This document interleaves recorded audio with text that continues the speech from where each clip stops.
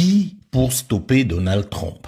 Le président américain vient de franchir un nouveau cap dans sa politique impériale, démontrant au passage, s'il en était encore besoin, que sur la scène internationale, c'est toujours le droit de la force qui triomphera sur la force du droit.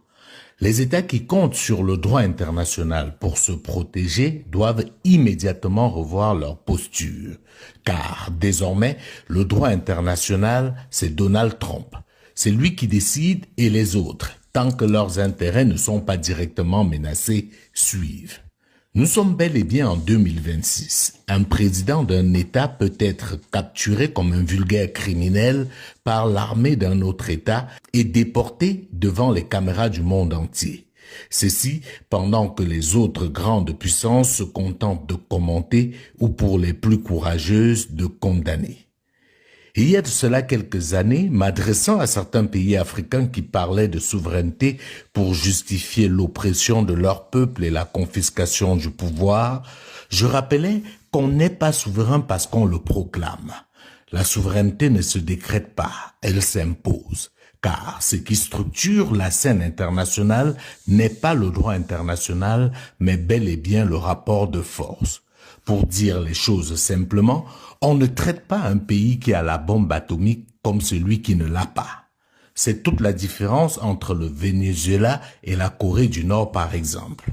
Face aux dirigeants nord-coréens, on se souvient très bien de Donald Trump qui avait eu une attitude plus respectueuse. Il avait d'ailleurs préféré négocier, témoignant du respect pour la Corée et son dirigeant.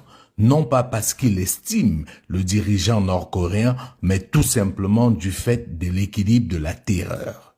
Ainsi donc, aux yeux des Occidentaux, Nicolás Maduro serait un plus grand dictateur que Kim Jong-un. En réalité, le Venezuela est tout simplement faible et pauvre, donc plus facile à attaquer que la Corée du Nord. Le message envoyé par Donald Trump est pourtant très clair. Pour rendre à son pays sa grandeur, il écrasera tous les pays faibles qui refuseront de se soumettre. D'ailleurs, la Colombie et Cuba sont clairement dans sa ligne de mire. Ici, il ne s'agit pas de démocratie ou de dictature. Il ne s'agit même pas de narcoterrorisme, mais purement et simplement des intérêts américains. Dictature, démocratie, etc. ne sont que des concepts creux qui n'engagent que ceux qui y croient.